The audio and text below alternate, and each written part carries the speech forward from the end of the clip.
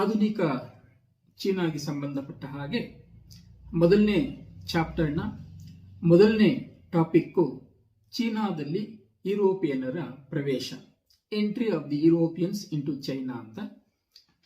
ಈ ಟಾಪಿಕ್ ಅನ್ನ ಕುರಿತು ನಾನಿವತ್ತು ಮಾತಾಡ್ತಾ ಇದ್ದೇನೆ. ನೀವು ಚೈನಾದ ನಕ್ಷೆಯನ್ನು ನೋಡಿದ್ರೆ ಗೊತ್ತಾಗತ್ತೆ, ಇದೊಂದು ದೊಡ್ಡ ದೇಶ, ಮತ್ತೆ ಜನಸಂಖ್ಯೆಯಲ್ಲಿ ಜಗತ್ತಿನ ಎಲ್ಲ ದೇಶಗಳಿಗಿಂತ ದೊಡ್ಡ ದೇಶ. ಈ ದೇಶದ ಉತ್ತರದಲ್ಲಿ ರಷ್ಯಾ, ಮಂಗೋಲಿಯಾ, ಕಜಕಿಸ್ತಾನ್ ಈ ದೇಶಗಳಿದ್ದರೆ, ದಕ್ಷಿಣದಲ್ಲಿ ಭಾರತ, ಮ್ಯಾನ್ಮಾರ್ ಈ ಥರ ದೇಶಗಳಿದ್ದಾವೆ. ಹಾಗೆಯೇ ಎಡಗಡೆಗೆ ಪಶ್ಚಿಮದಲ್ಲಿ ಅಫ್ಘಾನಿಸ್ತಾನ, ಪಾಕಿಸ್ತಾನ ಈ ಥರ ದೇಶಗಳಿದ್ದಾವೆ. ಹಾಗೆ ಪೂರ್ವದಲ್ಲಿ ಸಮುದ್ರ ಇದೆ. ಸೊ ಈ ಚೀನಾ ಬಹಳ ದೊಡ್ಡ ದೇಶ ಮಾತ್ರ ಅಲ್ಲ, ತುಂಬ ವಿಶೇಷವಾಗಿರುವಂತಹ ಸಂಸ್ಕೃತಿಯನ್ನ, ನಾಗರಿಕತೆಯನ್ನ ಹೊಂದಿರತಕ್ಕಂತಹ ದೇಶ ಕೂಡ ಆಗಿದೆ. ಈ ದೇಶಕ್ಕೆ ಯುರೋಪಿಯನ್ನರು ಆಗಮಿಸ್ತಾರೆ. ಅವರ ಆಗಮನ ಯಾವಾಗಾಯಿತು, ಅದಕ್ಕೆ ಏನೆಲ್ಲ ಕಾರಣಗಳಿದ್ದಾವೆ, ಹಾಗೇನೆ ಅವರು ಇಲ್ಲಿ ಮಾಡಿದಂತಹ ಕೆಲಸಗಳೇನು, ಮತ್ತೆ ಹೇಗೆ ಚೀನಾದ ಒಳಗಡೆ ಪ್ರತಿರೋಧ ವ್ಯಕ್ತವಾಗುತ್ತೆ ಅನ್ನುವಂಥದ್ದನ್ನ ಇಲ್ಲಿ ಮುಖ್ಯವಾಗಿ ನಾವು ಗಮನಿಸ್ತೇವೆ. ಐರೋಪಿಯನ್ನರು ಅಂದ್ರೆ ಯುರೋಪಿನಿಂದ ವಿಶೇಷವಾಗಿ ಬಂದಂತಹ ಜನ ಏನಿದ್ದಾರೆ, ಅವರು ಇಲ್ಲಿಗೆ ಬರಬೇಕಾದ್ರೆ ಏನು ಪ್ರೇರಣೆಗಳಿರಬಹುದು, what could be the causes for the entry of Europeans ಅನ್ನೋದನ್ನ ನಾವಿಲ್ಲಿ ನೋಡೋಣ. ಒಂದನೆಯದು ಚೀನಾದ ಪ್ರಾಕೃತಿಕ ಸಂಪನ್ಮೂಲಗಳು. ಚೀನಾದ ಒಳಗಡೆ ಇರ್ತಕ್ಕಂತಹ ಸಂಪನ್ಮೂಲಗಳೇನಿದ್ದಾವೆ, ಅದು ಪ್ರಾಕೃತಿಕವಾಗಿರ್ತಕ್ಕಂತಹ ಸಂಪತ್ತುಗಳೇನಿದ್ದಾವೆ, ಅದು ಕೂಡ ಯುರೋಪಿಯನ್ನರನ್ನ ಕೈ ಬೀಸಿ ಕರೆದಿತ್ತು ಅನ್ನುವಂಥದ್ದು. ಹಾಗೆ ಚೀನಾದ ಪದಾರ್ಥಗಳು ಅನ್ನುವಂಥವು ಬಹಳ ಮುಖ್ಯವಾಗಿ ರೇಷ್ಮೆ, ಟೀ, ಪಿಂಗಾಣಿ, ಹಾಗೇನೆ ಇನ್ನೂ ಅನೇಕ ಭೋಗ ವಸ್ತುಗಳೇನಿದ್ದಾವೆ, ಅವುಗಳಿಗೆ ಯುರೋಪಿನ ಮಾರುಕಟ್ಟೆಯಲ್ಲಿ ಅಪಾರವಾಗಿರುವಂತಹ ಬೇಡಿಕೆ ಇತ್ತು. So there was so much demand for Chinese goods. So Europeans wanted to enter into China. ಕೈಗಾರಿಕಾ ಕ್ರಾಂತಿಯಿಂದಾಗಿ ಯುರೋಪಿನಲ್ಲಿ ತಯಾರಾಗ್ತಾ ಇದ್ದಂತಹ ಅಗಾಧ ಪ್ರಮಾಣದ ವಸ್ತುಗಳು ಏನಿದ್ದಾವೆ, ಅವುಗಳಿಗೆ ಚೀನಾದ ಮಾರುಕಟ್ಟೆ ಅಗತ್ಯ ಇತ್ತು. Industries in Europe were producing lot of goods, so they needed market. So China was a huge market for European goods. So they wanted to find a market in China. That was another reason. ಕ್ರೈಸ್ತ ಮತ ಪ್ರಚಾರ ಕೂಡ ಒಂದು ಕಾರಣ. They wanted to spread Christianity in China. ಮಂಚು ಅರಸರ ಅಸಮರ್ಥತೆ. ಮಂಚು ಅನ್ನುವಂತಹದ್ದು ಒಂದು ರಾಜಮನೆತನ, ಅದೇನೇ ಕೊನೆಯ ಒಂದು ರಾಜವಂಶ. ಅದು ಪ್ರಾರಂಭದಲ್ಲಿ ತುಂಬಾ ಪ್ರಬಲವಾಗಿತ್ತು, ಅದು ಬರ್ತಾ ಬರ್ತಾ ಬರ್ತಾ ಬಲಹೀನಗೊಳ್ಳುತ್ತೆ. Manchu dynasty of China was ruling China for a long period. Towards the end of 19th century it had become very weak. So that was a reason for the entry of Europeans. Italy ವರ್ತಕ Marco Polo ಚೀನಾಗೆ ಭೇಟಿ ಕೊಟ್ಟು ಅಲ್ಲಿನ ಸಂಪತ್ತಿನ ಬಗ್ಗೆ ಬರೆದದ್ದು ಇತರೆ ಯುರೋಪಿನ ವರ್ತಕರಲ್ಲಿ ಆಸೆಯನ್ನ ಚಿಗುರಿಸಿತ್ತು ಅಂತ. The writings of Marco polo had created interest in other traders of Europe. So they wanted to explore China. They wanted to visit China. So these are the causes for the entry of Europeans. ಯುರೋಪಿಯನ್ರು ಯಾಕಾಗಿ ಬಂದ್ರು ಅನ್ನೋದಕ್ಕೆ ಇವು ಕಾರಣಗಳು. ಇನ್ನೂ ಅನೇಕ ಕಾರಣಗಳನ್ನು ಕೂಡ ನಾವು ಪಟ್ಟಿ ಮಾಡಬಹುದು. ಓಕೆ, ಈಗ ಸದ್ಯಕ್ಕೆ 6 ಕಾರಣಗಳನ್ನ ನಾವು ಗಮನಿಸಿದ್ರೆ ಸಾಕು. ವಿದೇಶಿಯರ ಬಗ್ಗೆ ಚೀನಾ ಎಂತಹ ಧೋರಣೆಯನ್ನ ಹೊಂದಿತ್ತು, what was the attitude of Chinese towards outsiders ಅನ್ನ ನೋಡೋಣ. ಬಹುಕಾಲ ವಿದೇಶಗಳೊಂದಿಗೆ ಯಾವುದೇ ಸಂಪರ್ಕ ಇಟ್ಟುಕೊಳ್ಳದ ಚೀನಾ ಏಕಾಂಗಿಯಾಗಿದ್ದು 5,000 ವರ್ಷಗಳ ಕಾಲ ತನ್ನದೇ ಆದ ವಿಶಿಷ್ಟವಾಗಿರುವಂತಹ ಸಂಸ್ಕೃತಿಯನ್ನ China ಅಭಿವೃದ್ಧಿಪಡಿಸಿಕೊಂಡಿತ್ತು. China was in isolation for a long period. So it had developed its own civilization, very unique because it was in isolation. No contacts with outside world for a long period. So they were treating Europeans as inferior and they were considering themselves as superior. Okay. ಎರಡನೆಯದು, ವಿದೇಶಿಯರನ್ನು ಅನುಮಾನಾಸ್ಪದವಾಗಿ ನೋಡುತ್ತಿದ್ದ ಚೀನಾ ವಿದೇಶಿ ಸಂಸ್ಕೃತಿಯನ್ನು ಅನಾಗರಿಕವೆಂದೇ ಭಾವಿಸಿತ್ತು. It had considered outside civilisation as uncivilised. ವಿದೇಶಿಯರನ್ನು ದೇಶದ ಒಳಗೆ ಬಿಟ್ಟರೆ ತಮ್ಮ ಸಂಸ್ಕೃತಿಯನ್ನು ಕಲುಷಿತಗೊಳಿಸುತ್ತಾರೆಂಬ ಭಯ ಇವರಿಗಿತ್ತು, ಚೀನಾದವರಿಗೆ. So they wanted to avoid these, outside people in order to protect their civilization. They may pollute, outsiders may pollute Chinese civilization. So they wanted to stop the entry of outsiders. ಎಷ್ಟೇ ಪ್ರಯತ್ನ ಪಟ್ಟರೂ ವಿದೇಶಿಯರಿಗೆ 19ನೇ ಶತಮಾನದವರೆಗೂ ಪ್ರವೇಶ ಸಿಕ್ಕಿರಲಿಲ್ಲ. ವಿದೇಶದವರು ಬಹಳ ಪ್ರಯತ್ನ ಮಾಡ್ತಿದ್ರು ಚೀನಾದ ಒಳಗಡೆ ಹೋಗಬೇಕು ಅಂತ.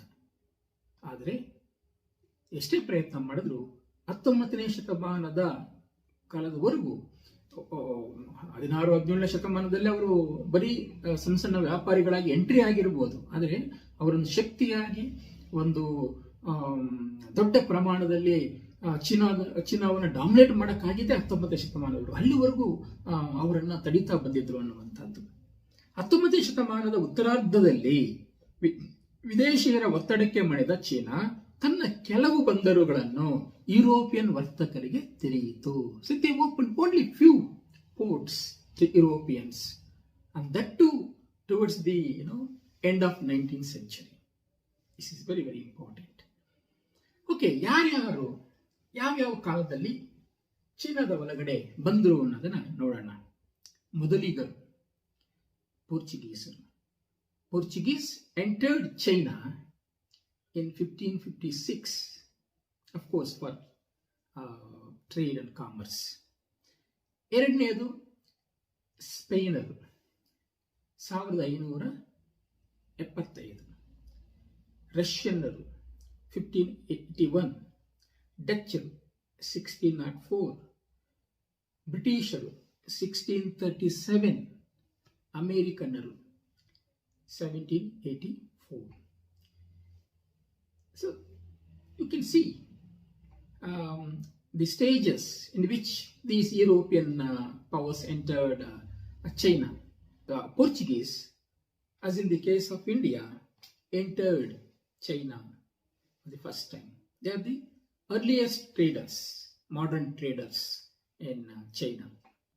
ಮಂಚು ಸಂತತಿಯ ಕೊನೆ ಕಾಲ ಹೇಗಿತ್ತು? Last years of Manchu dynasty. Manchu ರಾಜಮನೆತನವು 1644ರಿಂದ ಚೀನಾವನ್ನ ಆಳ್ತಾ ಇತ್ತು. 19ನೇ ಶತಮಾನದ ಕೊನೆಯ ವೇಳೆಗೆ ಅದು ಅಸಮರ್ಥವಾಗಿತ್ತು. Manchus ruled China from 1644 to modern times, that is 1911. They had become weak only in the 19th century. Earlier they were very strong. ಮಂಚು ಅರಸರ ದುರ್ಬಲ ಆಡಳಿತದಿಂದಾಗಿಯೇ ವಿದೇಶಿಯರು ಚೀನಾವನ್ನ ಪ್ರವೇಶಿಸಿದ್ದು. Only because of their weakness, weakness of Manchus allowed Europeans to enter China. ಮಂಚು ಅರಸರು ಹೊರದೇಶಗಳೊಂದಿಗೆ ಸಂಪರ್ಕ ಇಟ್ಟುಕೊಳ್ಳದ ಕಾರಣ ಆಧುನಿಕ ವಿಚಾರಗಳಿಂದ ದೂರವಿದ್ದರು. ಯುರೋಪಿಯನ್ನರ ತಂತ್ರಜ್ಞಾನ, ಆಧುನಿಕ ಶಸ್ತ್ರಾಸ್ತ್ರಗಳಿಗೆ ಸಮಾನವಾಗಿ ನಿಲ್ಲಲಾಗದೆ ತಲೆಬಾಗಬೇಕಾಯಿತು. So they had to surrender to European forces because they had not updated themselves. Not only norms and nominations, in many cases. So they had to surrender before European forces. ಯುರೋಪಿಯನ್ನರ ಅಧೀನದಲ್ಲಿದ್ದ ಪ್ರಮುಖ ನೆಲೆಗಳು. Major settlements of Europeans in China. What were the major cities, areas under European control? ಒಂದನೆಯದು Macao ಅಂತ. Macao ಅನ್ನುವಂಥದ್ದು ಬಹಳ ಪ್ರಮುಖವಾಗಿರ್ತಕ್ಕಂತಹ ನಗರ. ಹಿಂದೆನೂ ಪ್ರಮುಖ, ಈಗಲೂ ಕೂಡ ಒಂದು ಪ್ರಮುಖವಾಗಿರ್ತಕ್ಕಂತಹ ನಗರವೇ. ಒಂದು ಪ್ರದೇಶ ಕೂಡ ಮಕಾವೋ ಅನ್ನುವಂಥ ಹೆಸರಿನಿಂದಲೇ ಕರೆಯಲ್ಪಡುತ್ತದೆ. ಅದು ಪೋರ್ಚುಗೀಸರ ಅಧೀನದಲ್ಲಿತ್ತು. ಇದು ದಕ್ಷಿಣ ಚೀನಾದಲ್ಲಿರುವ ಒಂದು ಬಂದರು. 1557ರಲ್ಲಿ ವ್ಯಾಪಾರಿ ಕೋಟೆಯನ್ನು ತೆರೆಯಲು ಪೋರ್ಚುಗೀಸರಿಗೆ ಮಂಚು ಅರಸರಿಂದ ಅನುಮತಿ ಸಿಗುತ್ತೆ. 1557 they got permission to establish a trading center in Macau. Canton ಅನ್ನುವಂಥದ್ದು ಗ್ಯಾಂಗ್ಝೂ ಅನ್ನುವಂಥ ಹೆಸರಿನಿಂದ ಕೂಡ ಕರೀತಾರೆ. ಇದು ಬ್ರಿಟಿಷರ ಅಧೀನದ ಒಂದು ನೆಲ. ದಕ್ಷಿಣ ಚೀನಾದ ರಾಜಧಾನಿ ಕೂಡ, ಅಂದ್ರೆ ಉತ್ತರ ಚೀನಾ ದಕ್ಷಿಣ ಚೀನಾ ಅಂತ ಎರಡು ಭೌಗೋಳಿಕವಾಗಿರ್ತಕ್ಕಂಥ ಪ್ರದೇಶಗಳಿದ್ದಾವೆ. ಸೊ ಕೆಳಭಾಗದಲ್ಲಿರ್ತಕ್ಕಂತಹ ದಕ್ಷಿಣ ಚೀನಾ ಏನಿದೆ ಆ ಭಾಗಕ್ಕೆ ಇದು ರಾಜಧಾನಿ ಕೂಡ. ಆ ಪ್ರದೇಶ ಒಂದು ಬಂದರು ಕೂಡ ಆಗಿದೆ. ಸಿಲ್ಕ್ ರಸ್ತೆಯ ಮಧ್ಯದಲ್ಲೇ ಬರತಕ್ಕಂಥ ಒಂದು ಊರು ಕೂಡ ಆಗಿದೆ. 1684ರಲ್ಲಿ ಬ್ರಿಟಿಷರು ಇಲ್ಲಿ ತಮ್ಮ ನೆಲೆಯನ್ನು ಸ್ಥಾಪಿಸಿದರು. So Canton was under the control of British. They got control over this canton in the year 1684. Shanghai, it was again under the control of British. 1842 they got this place under the treaty of 1842. ಅನುಮತಿ ಇರುವ ಚೀನಿಯರಿಗಷ್ಟೇ ಒಳಗೆ ಹೋಗುವ ಅವಕಾಶ ಇಲ್ಲಿ. ಅಂದ್ರೆ China ದೇಶದ ಒಳಗಡೆ ಇದ್ರೂ ಕೂಡ ಇದೊಂದು ನಿರ್ಬಂಧಿತ ಪ್ರದೇಶವಾಗಿ ಎಲ್ಲರಿಗೂ ಪ್ರವೇಶ ಕೊಡದೆ ಬರೀ ಬ್ರಿಟಿಷರ ಒಂದು ಓಡಾಟಕ್ಕೆ ಮುಕ್ತವಾದಂತಹ ಒಂದು ಪ್ರದೇಶ ಆಗಿತ್ತು. ಬೇರೆ ಚೀನಿಯರು ಬಂದ್ರೆ ಇಲ್ಲಿ ನಮಗೆ ರಕ್ಷಣೆ ಇನ್ನೊಂದು ವಿಚಾರಕ್ಕೆ ತೊಂದರೆ ಆಗ್ಬೋದು ಅನ್ನುವಂಥ ಕಾರಣಕ್ಕೆ ಬಹಳ ರೆಸ್ಟ್ರಿಕ್ಷನ್ಸ್ ಅನ್ನ ಆ ದೇಶದ ಜನರಿಗೇನೆ ಹಾಕಿದ್ದನ್ನು ಕೂಡ ನಾವಿಲ್ಲಿ ನೋಡ್ತೇವೆ. ಇನ್ನೊಂದು ಪ್ಲೇಸು ಕಿಂಗ್ಡೋ ಅಂತ. It was under the control of Germans. 1898 to 1914. So during these years, this kingdom was under the control of Germans. ಇದೊಂದು ಪ್ರದೇಶದ ರಾಜಧಾನಿ ಕೂಡ. ಯಾವ ಪ್ರದೇಶದ? ಕಿವುತ್ಸೋ ಅನ್ನುವಂತಹ ಒಂದು ಪ್ರದೇಶದ ರಾಜಧಾನಿ ಕಿಂಗ್ಡೋ. ಇದು ಜರ್ಮನರ ವಸಾಹತು ಕೇಂದ್ರ ಆಗಿತ್ತು ಅನ್ನೋದನ್ನ ನಾವಿಲ್ಲಿ ನೆನೆಸ್ಕೋಬಹುದು. ಇಲ್ಲಿ ನೋಡ್ತಾ ಇದ್ದೀರಿ ಈ ಮ್ಯಾಪ್ ಅಲ್ಲಿ ಅನೇಕ ಬಂದರುಗಳು, ಅನೇಕ ನಗರಗಳು ಯುರೋಪಿಯನರಿಗೆ ದಕ್ಕಿವೆ.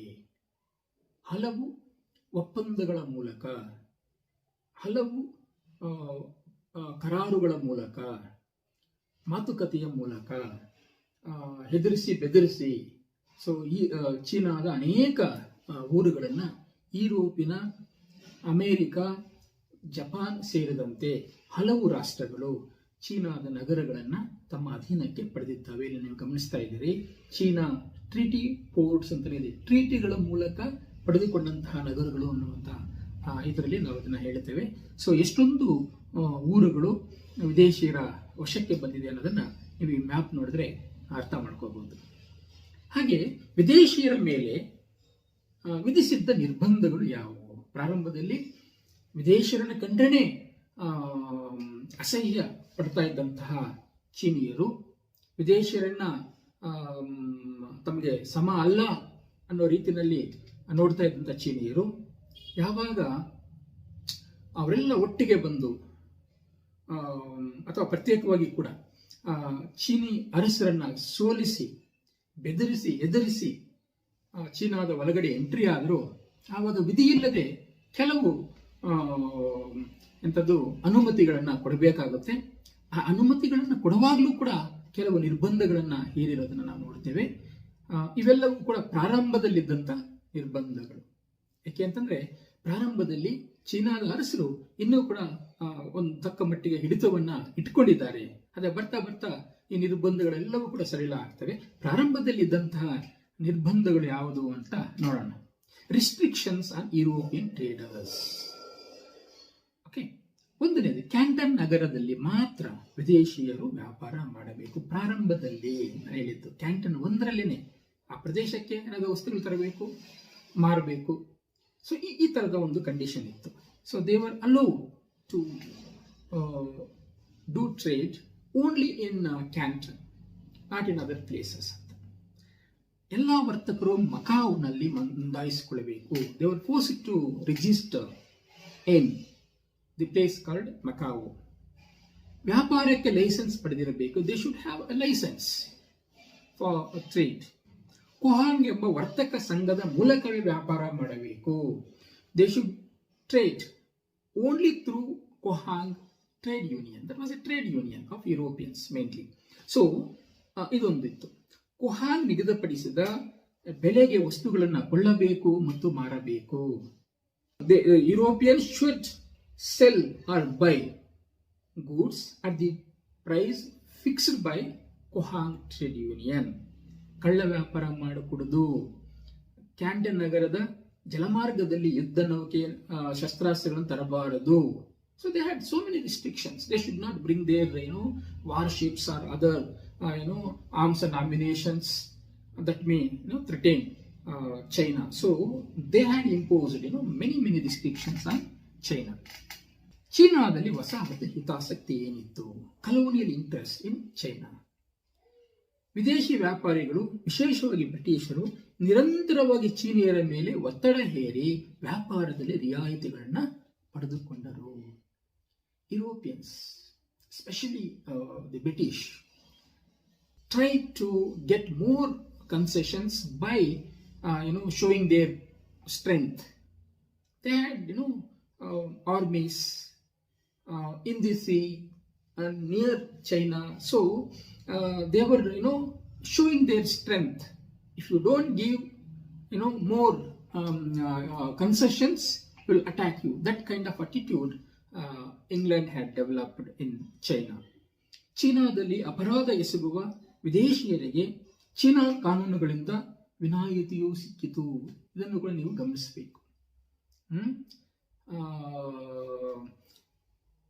ಏನಾದರೂ ಯುರೋಪಿಯನರು ಚೀನಾದ ಒಳಗಡೆ ತಪ್ಪು ಮಾಡಿದ್ರೆ, ಒಂದು ಮರ್ಡರ್ ಮಾಡಿದ್ರೆ, ಒಂದು ರೇಪ್ ಮಾಡಿದ್ರೆ, ಅದಕ್ಕೆ ಶಿಕ್ಷೆ ಹೇಗಾಗಬೇಕಪ್ಪ ಅಂತಂದ್ರೆ ಚೀನಾದ ಕಾನೂನಿನ ಪ್ರಕಾರ ಶಿಕ್ಷೆ ಅಲ್ಲ, ಅವರ ದೇಶದಲ್ಲಿ ಅಂತಹ ಅಪರಾಧಕ್ಕೆ ಎಂತಹ ಶಿಕ್ಷೆ ಇದೆಯೋ ಅಂತ ಶಿಕ್ಷೆ ಆಗಬೇಕು ಅನ್ನುವಂಥದ್ದು. ಎಕ್ಸ್ಟ್ರಾ ಟೆರಿಟೋರಿಯಲಿಸಮ್ ಇದು. ಇವರ ಕಾನೂನು, ಲೋಕಲ್ ಕಾನೂನು ಅವರಿಗೆ ಅನ್ವಯಿಸಬಾರದು ಅನ್ನುವಂಥ ಒಂದು ಇದರಿಂದ ಅವ್ರಿಗೆ ಅನುಕೂಲ ಇರ್ತಿತ್ತು ಯುರೋಪಿಯನರಿಗೆ. ಹಾಗಾಗಿ ಈ ವಿಶೇಷವಾಗಿರುವ ಸೌಲಭ್ಯವನ್ನು ಕೂಡ ಪಡ್ಕೊಂಡ್ರು ಅನ್ನುವಂಥದ್ದು. ಅಧಿಕ ಲಾಭದ ಉದ್ದೇಶದಿಂದ ಅಫೀಮು ವ್ಯಾಪಾರ ಪ್ರಾರಂಭಿಸಿ ಚೀನಿ ಯುವಕರಿಗೆ ಚಟ ಹತ್ತಿಸಿ ಹಣ ಲೂಟಿ ಮಾಡಿದರು. ಓಪಿಯಂ ಅಂತ ಕರೀತೇವೆ. Opium was introduced to China and many Chinese started consuming opium by paying high prices. So that was huge profit. That was bringing huge profit for the Europeans. So they were showing more interest in opium than in other products because it was giving them high profits. ವ್ಯಾಪಾರದ 51% ಪಾಲು opium ಅನ್ನದ್ದಾಗಿತ್ತು. Opium ವ್ಯಾಪಾರದಲ್ಲಿ ಕಡಿಮೆ ಬಂಡವಾಳದಿಂದ ಅಧಿಕ ಲಾಭ ಮಾಡಿಕೊಳ್ಳಕ್ಕೆ ಅವಕಾಶ ಇತ್ತು. So opium, one product had a share of 51% in trade. Just imagine how big opium trade was. ಅಷ್ಟು ದೊಡ್ಡ ಪ್ರಮಾಣದಲ್ಲಿ ಓಪಿಯಂ ಅನ್ನ ಮಾರಾಟ ಮಾಡುವಂಥ ಜಾಲವನ್ನೇ ಅವರು ಸ್ಥಾಪನೆ ಮಾಡಿದರು. ಇಂಡಿಯಾದಿಂದ ಓಪಿಯಂ ಅನ್ನ ಉತ್ಪಾದನೆ ಮಾಡಿ ತರಿಸ್ಕೊಂಡು ಅಲ್ಲಿ ಮಾರ್ತಾ ಇದ್ರು. ಯಾಕೆಂದ್ರೆ India was A colony of the British. So they were importing opium from India and they were selling it in China, and they were getting huge amount. So that's one thing. ಚೀನಿಯರ ಆರೋಗ್ಯ ಹದಗೆಡುತ್ತಿದ್ದುದರಿಂದ opium ಮಾರಾಟವನ್ನು ನಿಷೇಧಿಸಲಾಯಿತು. So many young people were losing their health because of opium. So kings were forced to ban this product opium. So ಆವಾಗ ಬ್ರಿಟಿಷರ್ ಕೋಪ ಬಂದ್ಬಿಡ್ತು. ಏತಕ್ಕೆ ಅಂತಂದ್ರೆ ಅಷ್ಟು ಲಾಭ ಬರ್ತಿತ್ತು, ಕಡಿಮೆ ಬಂಡವಾಳ ಹಾಕ್ತಾ ಇದ್ವಿ, ಈಗ ಅದನ್ನು ನೀವು ಬ್ಯಾನ್ ಮಾಡಿಬಿಟ್ರೆ ನಮ್ಮ ಗತಿ. ಚೈನಾ ಯುವಕರು ಏನಾದರೂ ಆಗಲಿ, ನಮಗೆ ಮಾತ್ರ ಪ್ರಾಫಿಟ್ ಬರಬೇಕು ಅನ್ನುವಂಥ ಅಟಿಟ್ಯೂಡನ್ನು ಬೆಳೆಸ್ಕೊಂಡಂಥ ಯುರೋಪಿಯನರು ಪ್ರತಿರೋಧ ಮಾಡ್ತಾರೆ. ಎಷ್ಟರ ಮಟ್ಟಿಗೆ ಅಂದರೆ 2 ಯುದ್ಧಗಳನ್ನೇ ಮಾಡ್ತಾರೆ. ಇಲ್ಲ ಓಪಿಯಂ ಅನ್ನ ನಾವು ಮಾರಾಟ ಮಾಡುವಂಥ ಅವಕಾಶ ಇರಬೇಕು, ಲಾಭ ಮಾಡ್ಕೊಳ್ಳೋಕೆ ಅವಕಾಶ ಇರಬೇಕು, ನೀವು ಏನಾದರೂ ಕಂಡೀಷನ್ಸ್ ಹಾಕಿ ಬ್ಯಾನ್ ಮಾಡಿದ್ರೆ ನಾವು ನಿಮ್ಮ ಮೇಲೆ ಯುದ್ಧನೇ ಮಾಡ್ತೀವಿ ಅಂತ ಹೇಳಿ ಯುದ್ಧಗಳನ್ನು ಮಾಡ್ತಾರೆ. ದುರಂತ ಏನು ಅಂತಂದರೆ, ಆ ಯುದ್ಧಗಳ ಪರಿಣಾಮವಾಗಿ ಚೀನಾದ ಅರಸರು ಮತ್ತಷ್ಟು ಬಲಹೀನರಾಗ್ತಾರೆ, ಯುರೋಪಿಯನ್ನರು ಮತ್ತಷ್ಟು ಶಕ್ತಿಶಾಲಿಗಳಾಗಿ ಬೆಳೀತಾರೆ ಚೀನಾದಲ್ಲಿ. ಸೊ ಇದು ಚರಿತ್ರೆ. ಮುಂದೆ ನಾವು ಅದನ್ನು ಹಂತವಾಗಿ ನೋಡ್ತೇವೆ. ಓಕೆ, ಇಲ್ಲಿಗೆ ನಾವು ಮೊದಲನೇ ಪಾಠವನ್ನು ನಿಲ್ಲಿಸ್ಬೋದು ಅಂತ ಅನಿಸ್ತದೆ. ನಮಸ್ಕಾರ.